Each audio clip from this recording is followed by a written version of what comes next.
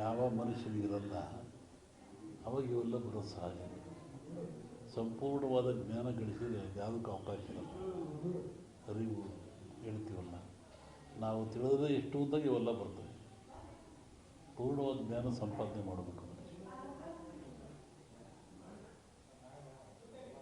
ಅರಿವಿನ ಕೊರತೆ.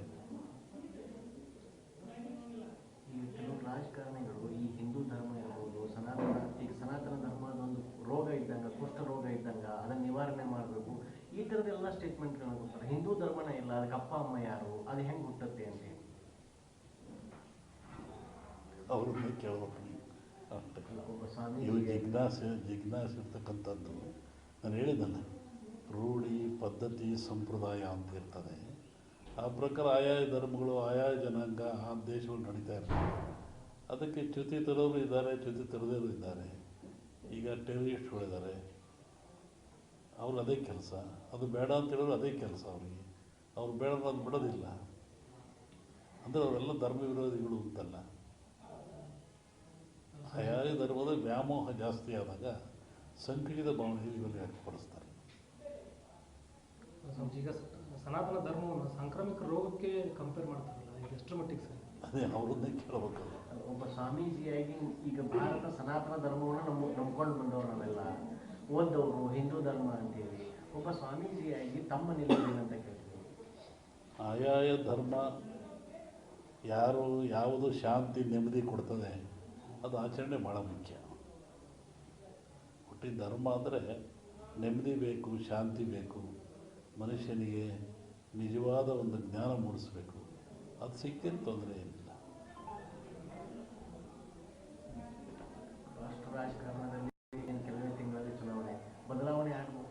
ಹೇಳಿದ್ದ ಅಲ್ಲೋಲ ಕಲ್ಲೋಲ ಆಗ್ತದೆ, ರಾಜಕೀಯ ಅಸ್ಥಿರ ಆಗ್ತದೆ. ಈ ಲೋಕಸಭಾ ಚುನಾವಣೆ ವೇಳೆನೇ ಆಗ್ತದೆ ಸ್ವಾಮೀಜಿ. ಈ ಸದ್ಯದ ಪರಿಸ್ಥಿತಿ ಮುಂದುವರಿಯೋದಲ್ಲ ಹಾಗಾದರೆ ಮುಂದಿನ ಲೋಕಸಭಾ ಚುನಾವಣೆ ನಂತರ ನೋಡ್ತೀವಿ. ಹೇಳಿದ ಸತಿ ಹೇಳ್ತೀವಿ. ಅದ್ರ ಬಗ್ಗೆ ಇನ್ನೂ ಕಾಲ ಅವಕಾಶ ಇದೆ. ಡಿಸೆಂಬರ್ ವೇಳೆಗೆ ಚುನಾವಣೆ ಬರ್ತದೆ. ನಾವು ವಾಪಸ್ಸು ಊರಿಗೆ ಹೋಗ್ಬೇಕು. ಚುನಾವಣೆ ಪೂರ್ವದಲ್ಲಿ ಅಸ್ಥಿರತೆ ಯಾವ್ದಾರು ಹೇಳಿ ಅಪಾಯದೊಂದುಗಳಿಗೆ ಇಷ್ಟಪಡಲ್ಲ ನಾನು. ಒಳ್ಳೇದಾಗಲಿಲ್ಲ. ಈಗ ರಾಜ್ಯದಲ್ಲಿ ಅಸ್ಥಿರತೆ ಉಂಟಾಗ್ತಾ ಇದೆ ಅಂತ ಮುನ್ಸೂಚನೆ ಕಾಣ್ತಿದೆ. ಅವರವ್ರ ಸರ್ಕಾರದ ವಿರುದ್ಧ ಅವರವರೇ ಲೆಟರ್ ಬರೆಯೋದು, ಕಮಿಷನ್ ಜಾಸ್ತಿ. ಸಹಜವಾಗಿರೋದಲ್ರಿ, ಮನುಷ್ಯನಿಗೆ ಸಹಜವಾಗಿರೋದೇ ಅವನ್ನೇ ಇರೋದು. ಯಾರನ್ನೂ ತೃಪ್ತಿಪಡಿಸೋಕ್ಕಾಗಲ್ಲ. ಅವಾಗ ಅಸಹನೆಗಳು ಮೂಡ್ತವೆ. ಅಪ್ಪನ ವಾಪಸ್ ನಾವು ಊರಿಗೆ ಹೋಗ್ಬೇಕಂದ್ರಲ್ಲ, ಯಾವ ಅರ್ಥದೊಳಗೆ ನೀವೇನೋ ಹೇಳಿ, ನಾವೇನೋ ಹೇಳಿ. ಅಲ್ಲ, ಈ ಹಿಂದೆ ಆ ಥರದ ಥ್ರೆಟ್ಗಳು ಬಂದಿದ್ವು. ಬರಲ್ಲ ಮಾಡ್ಕೊಳಲ್ಲ ಅಷ್ಟೇ. ನೀವೇನೋ ಹೋಗೋತ್ತಿಗೆ ಅಂತ ಸ್ಟಾರ್ಟ್ ಆಗ್ತದೆ. ಏನಾರು ಹೇಳಿ ಅದಕ್ಕೆ ಅವಕಾಶನೇ ಕೊಟ್ಟುಕೋಬಾರ್ದು ಅಷ್ಟೇ. ಆ ಥರ ಸಂದರ್ಭಗಳೇನಾದರೂ ಇಲ್ಲ, ಆಗೋದು ಬೇಡ ಅಷ್ಟೇ. ನೀವು ಸ್ವಲ್ಪ ಆ ಥರ ಹೇಳಿಕೆ ಕೊಟ್ಟರು ಚಲೋ. ಇಲ್ಲ, ಆ ಥರ ಹೇಳಿ ನಿಮ್ಮ ಭವಿಷ್ಯವನ್ನು ಎಲ್ಲರೂ ನೋಡ್ತಿರ್ತಾರೆ, ಕಾಯ್ತಿರ್ತಾರೆ, ಏನು ಹೇಳ್ತಿರ್ತಾರೆ ಅಂತೇಳಿ. ನೀವು ಮುಂದೆ ಹೇಳಿದ ನಂತರ ನಮಗೆ ಸಮಸ್ಯೆ. ಸಿದ್ಧಾಂತವೇ ಅದು, ಕಂಪ್ಲೀಟ್ ಸಿದ್ಧಾಂತನೇ ಅದು. ಅವ್ರು ಹೇಳುತ್ತಲೇ ಇರ್ತಾರೆ, ನಾವು ಊಟ ಮಾಡ್ತಲೇ ಇರಬೇಕು ಅಷ್ಟೇ. ಅದಕ್ಕೆ ಸಂಬಂಧ ಇಲ್ಲ ಅಷ್ಟೇ. ಧರ್ಮದ ವ್ಯಾಖ್ಯಾನವೇ ಬೇರೆ ಇದೆ. ಅವ್ರಿಗೆ ಅವ್ರು ಹೇಳಿದ್ರು ಹಿಂದೂ ಧರ್ಮ ಯಾರು ಹುಟ್ಟಿಸಿದ್ರು ಅಂತ. ಸುಮ್ಮನೆ ಯಾಕೆ ಹೇಳ್ತಾರೆ? ನೋವಾಗಿದ್ದು ಕೇಳ್ತಾರೆ.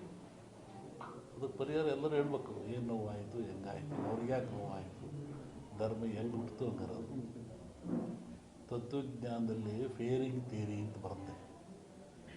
ಧರ್ಮ ಹುಟ್ಟಿದ್ದೇ ಭಯದಿಂದ ಅಂತ. ಫಿಯರಿಂಗ್ ಧರ್ಮ ಭಯದಲ್ಲಿ. ಮನುಷ್ಯ ಮೊದಲು ನೀರು ನೋಡಿದ, ಹೆದರಿದ, ಕುಡ್ದ, ಖುಷಿ ಆಯ್ತು ಅವನಿಗೆ. ಬೆಂಕಿ ನೋಡಿದ, ಸುಡ್ತು, ಹೆದರಿದ, ಅದು ಬೇಸಿಗೆ ತಿಂದ, ಖುಷಿ ಆಯ್ತು ಅವನಿಗೆ. ಗಾಳಿ ನೋಡಿದ, ಸುಟ್ಟು ಗಾಳಿ ಬಂತು, ಹೆದರಿದ, ಅದು ಉಪಯೋಗ ಗೊತ್ತಾಯಿತು, ಪೂಜೆ ಮಾಡಿದ. ಹಾಗೆ ಫಿಯರಿಂಗ್ ಥಿಯರಿ ಅಂತ ಯಾವುದು ಭಯ ಇದ್ದಾಗ ಅವರಿಗೆ ಗೊತ್ತಾಗೋದು ಪೂಜಿಸ್ತಾನೆ, ಇಲ್ಲ ಅದನ್ನು ವಿರೋಧ ಮಾಡ್ತಾನೆ. ಈ ತತ್ವಜ್ಞಾನ ಅವೆಲ್ಲ ಇರುವಂಥದ್ದೆಲ್ಲ ಅವರಿಗೆ ನೋವಾಗಿದೆ ಹೇಳಿರ್ತಾರೆ. ಆ ನೋವಾದಾಗ ನಾವು ಪ್ರತಿಭಟಿಸ್ಬೇಕು. ಅದು ಹೇಳ್ಬೇಕಾದ್ರೆ ಆ ವ್ಯಕ್ತಿಲಿ ಏನು ನೋವು ಇರಬೇಕಲ್ಲ.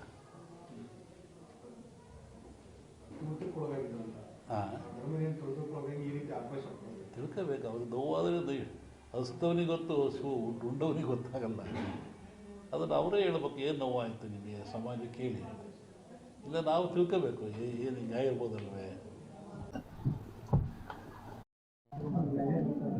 20 ದಿವಸ ಹಿಂದೆ ನಾನು ಧಾರವಾಡದಲ್ಲಿ ಹೇಳಿದ್ದೆ. ನಾನು ಈ ಥರ ಮಳೆ ಆಗುತ್ತೆ, ಭೂಮಿ ಕಂಪಿಸುತ್ತೆ, ಗುಡ್ಡಗಳು ಬೀಳ್ತವೆ, ಜನಗಳು ಸಾಯ್ತಾರೆ, ರೋಗ ರುಜಿನಗಳು ಹೆಚ್ಚಾಗ್ತವೆ. ಇದು ಇಂಡಿಯಾಕ್ಕಲ್ಲ, ಜಾಗತಿಕ ಮಟ್ಟದಲ್ಲಿ ಕೆಲವು ರಾಜ್ಯಗಳು ಮುಳುಗ್ತವೆ ಅಂತ ಹೇಳಿದ್ದಾನು. ಈಗ ಅದರ ಪ್ರಕಾರವಾಗಿ ನನ್ನ ಲೆಕ್ಕ ಇನ್ನೂ ಅಮಾವಾಸ್ಯೆವರೆಗೆ ಇರ್ತದೆ. ಅಮಾವಾಸ್ಯೆ ನಂತರ ಮತ್ತು ಬೇರೆ ಭಾಗದಲ್ಲಿ ಹೋಗ್ತದೆ ಅದು. ಒಟ್ಟಿಗೆ ಇದು ಕ್ರೋಧಿನಾಮ ಸಂವತ್ಸರ. ಕ್ರೋಧನ ಸಿಟ್ಟು ಅಂತ ನಮ್ಮ ಹಿಂದೂಗಳ ಪ್ರಕಾರವಾಗಿ. ಇದರಾಗ ಒಳ್ಳೆಯದು ಕೆಟ್ಟದಿದೆ. ಒಳ್ಳೆಯದಕ್ಕಿಂತ ಕೆಟ್ಟದೇ ಜಾಸ್ತಿ ಪ್ರಾಕೃತಿಕವಾಗಿ. ಹಾಗಾಗಿ ಪ್ರಾಕೃತಿಕ ದೋಷ ಇದು ಮುಂದುವರಿಯುತ್ತೆ. ನನ್ನ ಲೆಕ್ಕದಲ್ಲಿ ಅಮಾವಾಸ್ಯೆವರೆಗೂ ಒಂದು ಭಾಗದಲ್ಲಿ ಕಮ್ಮಿ ಆಗ್ತದೆ, ಅಮಾವಾಸ್ಯೆಗಳು ಮತ್ತೊಂದು ಭಾಗದಲ್ಲಿ ಜಾಸ್ತಿ ಆಗ್ತದೆ.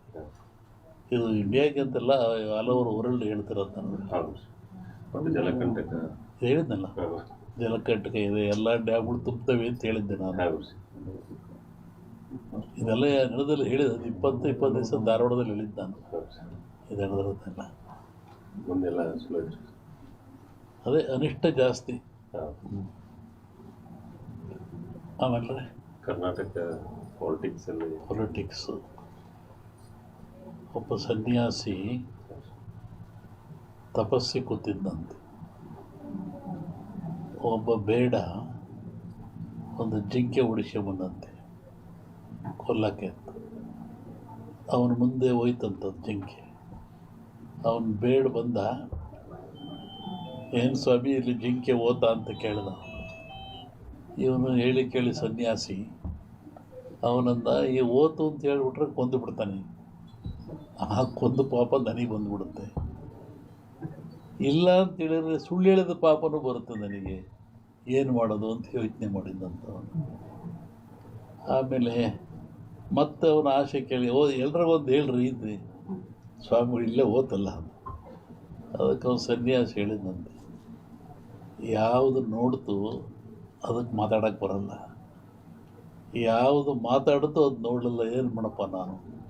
ಕಣ್ಣು ನೋಡ್ತು, ನಿನಗೆ